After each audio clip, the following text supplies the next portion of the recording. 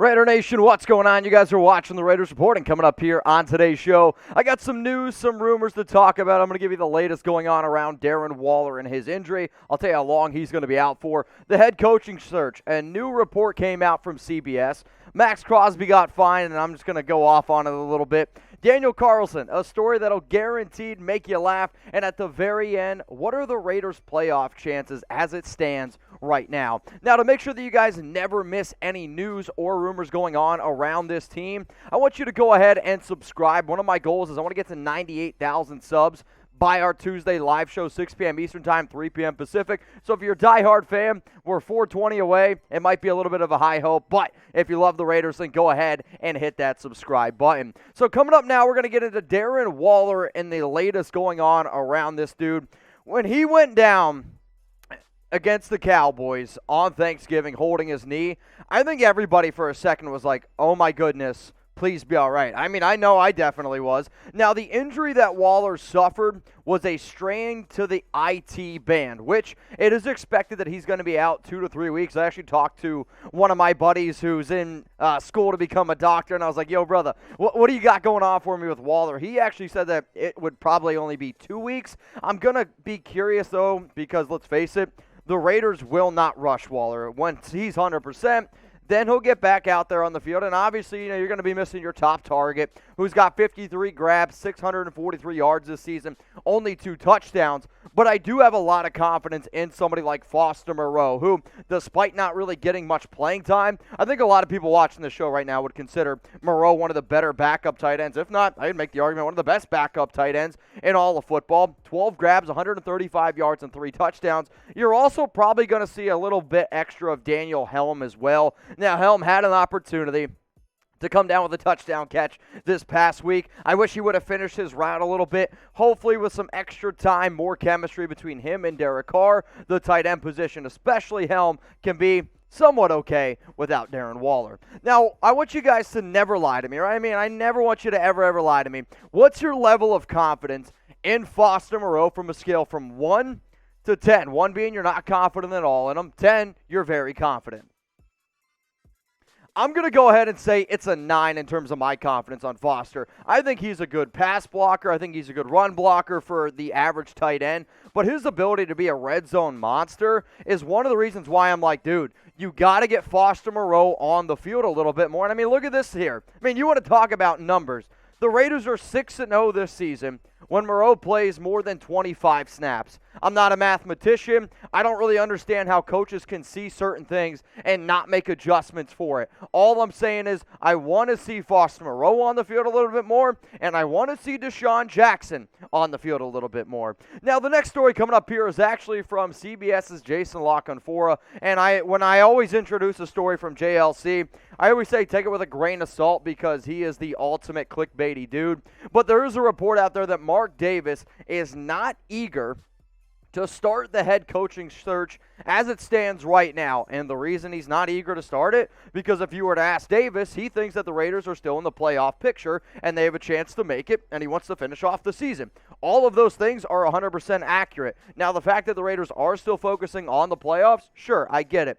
But I also think that there has to be at least a little bit of homework done, because as much as I like Rich Bisaccia, you know they're going to bring in a new head coach. And the day that John Gruden was let go or basically fired, the coaching search should have already started. So here's what CBS had to say on the Raiders head coaching search.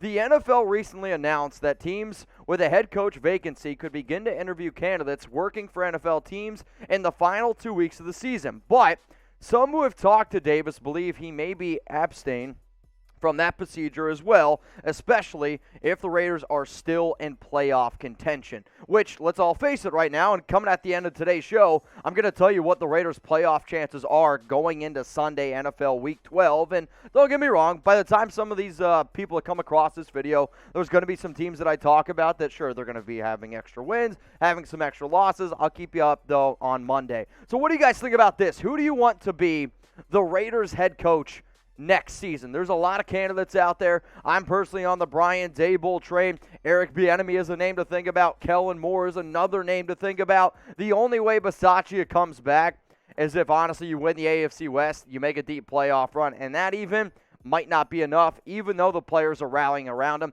If for whatever reason you're like, man, I don't know any good head coaching candidates, I made this video the day that Jon Gruden was gone, and it's called Jon Gruden Replacements. You can find it on YouTube. Another reason to subscribe. The link is below, youtube.com/Raiders Report. Basically what I have in this video is 10 coaches that I really think could take over to be that next head coach, and I even got some guys in there that I was being asked like crazy amounts, like Lincoln Riley. That's never going to happen. We also have some interim guys or guys that you can hire from within. Go check it out, Jon Gruden Replacements. All right, y'all, the next story coming up here on the Raiders Report is around Maxx Crosby, and he was fined $5,809 for taunting. The only reason why I am bringing this up is because the NFL sucks, and I will never be able to understand what happens or who makes these calls for what gets fined and what doesn't. He basically was fined for unsportsmanlike conduct, but there was no flag on the play.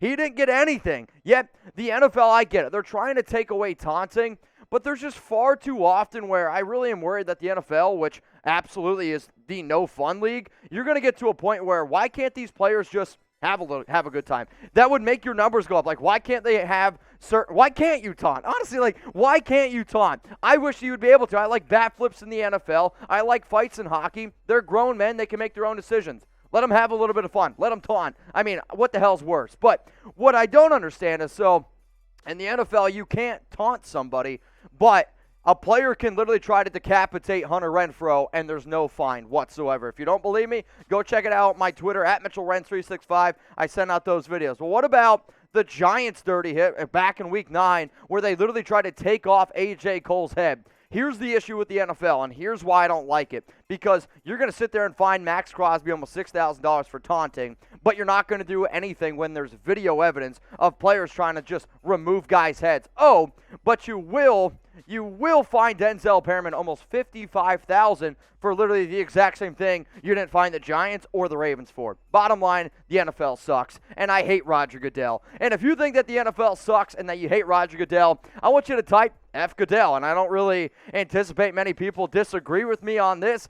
At the end of the day, the NFL, I think, is an amazing thing. I love football, but it starts at the top, and Goodell sucks, and I would love for him to get the hell out of here. Now, one of the things that I always like to do on these shows are find awesome deals. The holidays, y'all, right around the corner, and I found some awesome Cyber Monday deals. So if you go to chatsports.com/Raiders sale, you're going to see a whole bunch of different stuff next to me. I mean, there's long sleeve shirts, t-shirts. If you're in an ugly Christmas sweater contest, you got this thing over here. It's up to 65% off. This link is going to be available for y'all in the comments, in the description. Chatsports.com/Raiders sale. But bottom line, if you need some new Raiders gear or you're trying to give some Raiders gear away for the holidays, we got these awesome deals. Hats, sweatpants, sweatshirts. There's coats, there's helmets, there's things for tailgates.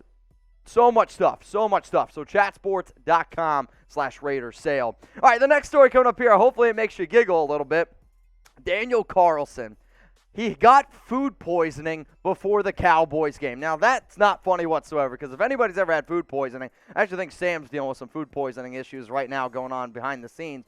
But he literally told coaches that he would wear adult diapers to play in this game. For those of you wondering why, because I guess he was having the shits, and he didn't want to shit himself on the field. So he's like, hey, man, if I got to wear adult diapers, I'll do it. He didn't end up wearing them, but I am going to give Carlson some credit here for being like, there is nothing that is going to take me away from this game, and he was phenomenal. 5 of 5 on field goals, 3 of 3 on extra points this entire season. He's also been super reliable, 24-27. 23 of 25, sure. He's missed a few chip shots, but some of his long field goals that he's made in recent weeks are the reason why I think every single person should type the poop emoji, because Daniel Carlson, who also wears number 2, by the way, this guy's the shit. So please go ahead and type the poop emoji. I will say this, I've only seen one grown man in my entire life ever shit his pants, and it was in a baseball game my senior year. The pitcher, who was the other pitcher for our team,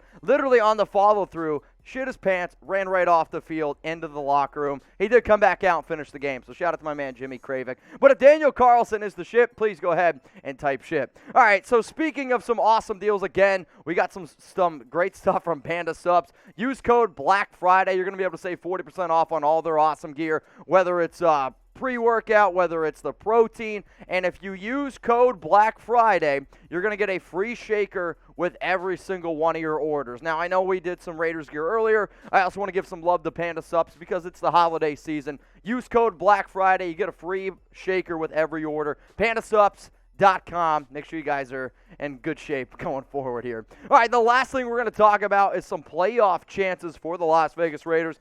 After their win against the Dallas Cowboys and entering NFL Week 12 on Sunday, the Raiders' playoff chances are at 17%. I did some math, and basically, Vegas needs 4 wins for at least a shot. If you win 4 games, the lowest percentile chance of you making the playoffs as it stands right now is about 77%, which is basically like I went through a simulator. You run through 80,000 different simulations, and basically you win 4 games and you got a shot. You win 5 games, then the Raiders' playoff chances go all the way up to 99%. Here's the issue. You got some tough games left on your slate. You got the Washington football team, who has actually been playing better football. Week 14, Kansas City, they're one of the hottest teams in the NFL right now. Week 15 against the Browns, they could run the football, and that definitely scares me with this Raiders defense. Week 16 against the Broncos, never a walk in the park game. 17 against the Colts. Tell me a team right now hotter than Indianapolis. Maybe New England, maybe Kansas City, but another running game that scares the hell out of me. And then the Los Angeles Chargers. So basically, you got to win 4 out of those 6 games. It's not going to be easy. There's no doubt about that. Now, let me know, guys. Predict the Raiders' final record. I asked y'all also on our YouTube community, and the last time I saw, it was basically 10 wins was the biggest number. I think it was like 45% of the votes. If you haven't already voted, please go ahead, check it out on the YouTube community, but predict the Raiders' final record. Now, if you guys made it this far in the video, just know that I appreciate you. Raiders Report, it's all about trying to keep you guys up to date no matter what, 365 days out of the year. If you have any questions about anything you saw on today's show, or if you just want to say what's up, you can hit me up on Instagram at Mitchell Renz 365.